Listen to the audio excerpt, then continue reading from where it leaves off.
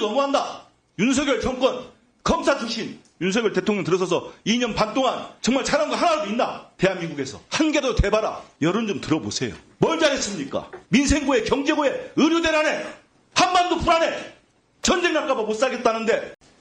어제 우리 존경하는 야당 의원님께서 그런 말씀을 하셨어요. 권력을 비판하지 않는 것은 언론이 아니다. 이거 58,000% 저는 동의합니다. 그런데 내가 정권을 잡았을 때는 비판하면 안 되고 남이 정권 잡았을 때는 비판해야 되고 만약에 이런 논리라면 그 말의 울림이 클 수가 없습니다. 이것 또한 내로남불일 수밖에 없습니다. 근데 지금 우리 청문회가 저는 이재명 대표 얘기 그만하라고 하는데 이렇게까지 우리 과방위를 장악해서 편파적으로 운영하고 또 우리 박장범 후보자를 굉장히 결격인 사람처럼 계속 묘사해서 각인시키려고 하는 이런 이유들이 다 이재명 대표 구하기 위한 연장선상에서 있다고 저는 판단합니다. 물론 많은 분들이 그렇게 판단하시는 분들이 있을 거예요. 그래서 이재명 대표 얘기를 안 할 수가 없습니다. 이 모든 문제의 근본에 이재명 대표의 사법 리스크가 있습니다. 방송을 어떻게든지 언론 노조에게 넘겨준 뒤에 뭐 선동, 왜곡, 과장 이렇게 해서 탄핵으로 몰고 가려는 게 민주당의 계산일 텐데 그 계산대로 되지 않을 겁니다. 이재명 대표는 결국 시간과의 싸움에서 지게 될 거고요. 선거법 6개월 이내에 최종 확정이 돼서 정치권을 떠나게 될 겁니다. 그 날이 될 때까지, 그 날이 올 때까지 저희는 끊임없이 투쟁을 할 겁니다. 그 과정에서 우리 최민희 위원장께서 과방위를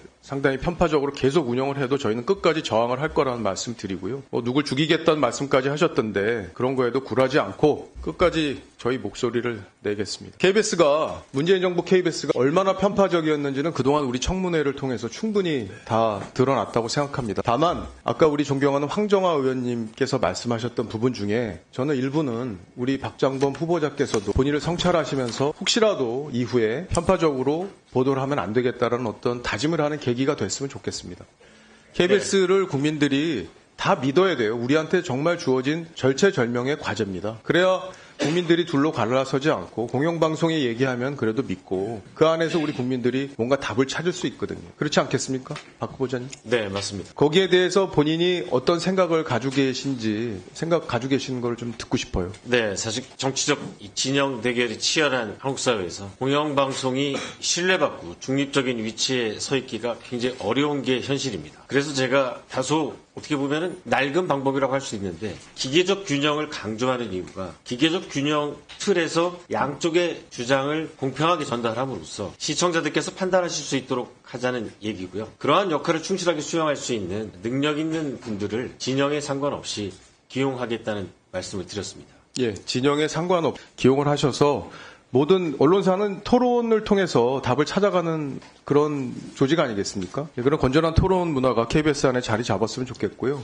언론 노조에서 이제 임명이 되게 되면 여러 가지 집단 행동을 할 가능성도 있지 않습니까? 현재 분위기는 어때요? 그 집단 행동이라면 파업을 말씀하시죠? 그런 걸 포함해서요. 정당한 파업이라면 존중돼야 된다고 생각합니다. 예, 아까도 말씀하셨지만 또 파업의 요건이 있기 때문에 어쨌든 박 후보자께서 지금 야당 의원들한테 하도 질타를 많이 받으시니까 좀 기가 처음 뵀을 때보다 조금 죽으신 게 아닌가 하는 걱정도 드는데 기죽지 마시고요. 지금 밝히신 소신대로 KBS를 임명이 되신다면 잘 이끌어 주시길 바랍니다.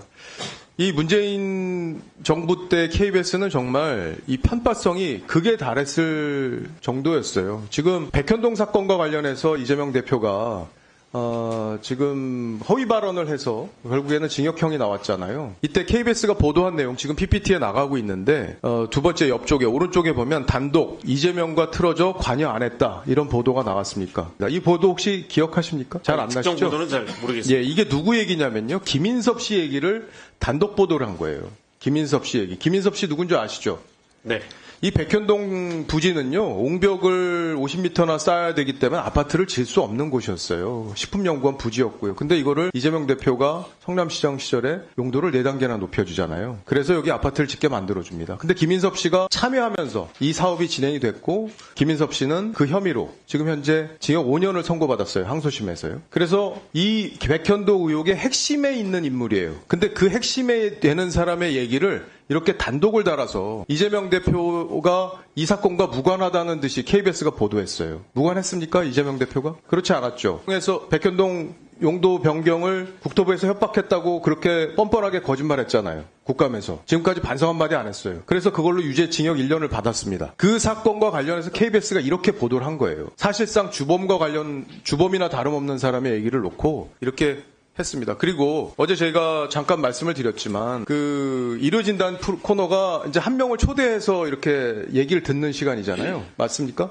네, 그렇습니다. 예. 그래서 어제 이재명 대표만 불러서 얘기를 들었다고 하니까 박장범 후보자는 마치 그 전에 혹시 다른 윤석열 후보를 부르지 않았을까라고 생각하셔서 어제 답변을 하신 것 같더라고요. 근데 저희가 항상 확인해 보니까 대한민국. 윤석열 후보가 등장한 적이 없어요. 그냥 일방적으로 이재명 대표의 대장동 관련, 백현동 관련 이런 여러 가지 의혹들을 해명할 수 있는 기회를 줬습니다. 일방적으로요. 이런 경우 보신 적 있어요? 공영방송에서? 근데 제가 이 전후 관계를 잘 아직 파악을 못한 상황입니다. 이거 다 찾아보셔가지고요. 그렇게 하신 분들이 그렇게 하지 않도록 앞으로는 잘 조치하시고요. 야당 의원님들이 지적했던 그런 부분들도 일어나지 않도록 신경을 써주십시오. 그리고 이 법인카드 관련해서 계속 그 야당에서 지금 뭐 허위사실 유포다라는 표현까지 김영 간사가 저한테 면책특권 의혹에 썼다고 했는데 오늘 기소된 거 알고 계시죠? 오늘 만약에 기소된 내용, 이 법인카드를 그동안 1억 653만 원을 이용했다는 의혹 때문에 오늘 이재명 대표가 5번째로 지금 기소가 됐어요. 재판만 지금 5개를 받게 됐습니다. 이 보도 지금 만약에 사장이라면은 어떻게 보도해야 한다고 생각하십니까? 의원님, 특정 사안에 대해서 사장이 보도의 방법과 관여 안 하실 거예요? 인사로만 말씀하실 겁니까? 네, 개별 보도 사안에 대해서는 관여를 못하게 돼 있습니다. 이 사안은요, 그동안 정말 국민들의 공분을 샀던 대표적인 갑질 사안이에요. 그리고 예산을 자기 멋대로 쓰고도 반성하지 않았던 사건입니다. 이런 사건은 KBS가 충실하게 이 내용들의 궁금증이 크기 때문에 잘 보도해 주실 것으로 믿습니다. 허성권 참고인님 중지시켜 주세요. 이제 문재인 정부가 들어선 뒤에 이사장, 사장 다 쫓아냈잖아요. 그리고 언론 장악을 했잖아요. 그죠? 완벽하게 장악을 했어요. 그리고 아까 보신 그런 보도들을 KBS가 무차별적으로 해댑니다. 민주당이 하는 선전선동을 여과 없이 보도하고 앞장서는 역할을 KBS가 문재인 정부에서 했어요. 알고 계시죠? 예, 그렇습니다. 동의하시죠?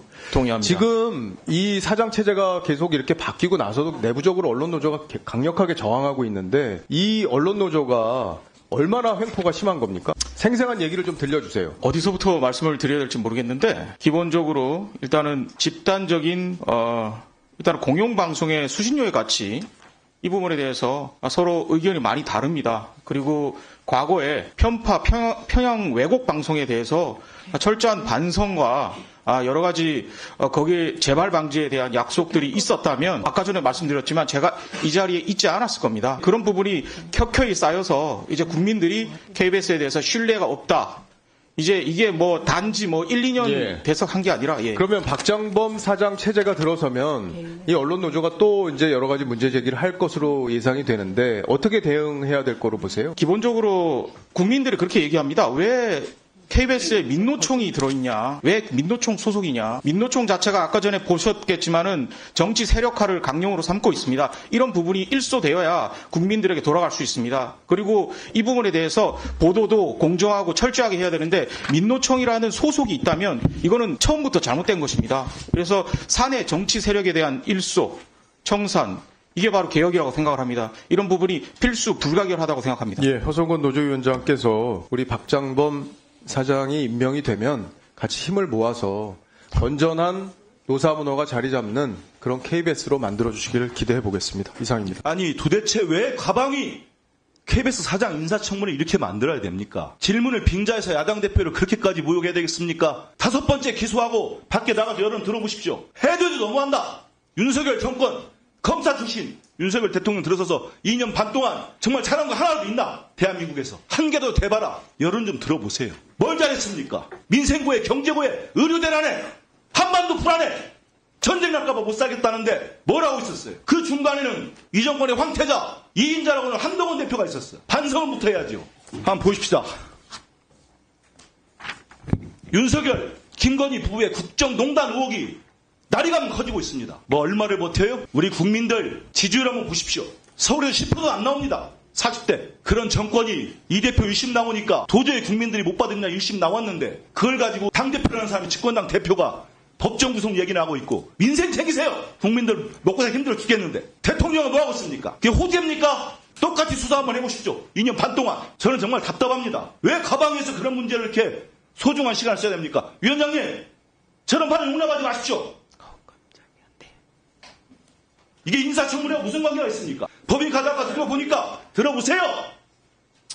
6천만 원이 무슨 제네시스? 안 드립니다. 아니, 왜 야당만 주고 저희는 안 주세요? 야당만 중재하는 그렇게 하지 들어보세요. 말라고요. 시간 멈추세요. 지금 20초부터 다시 주세요.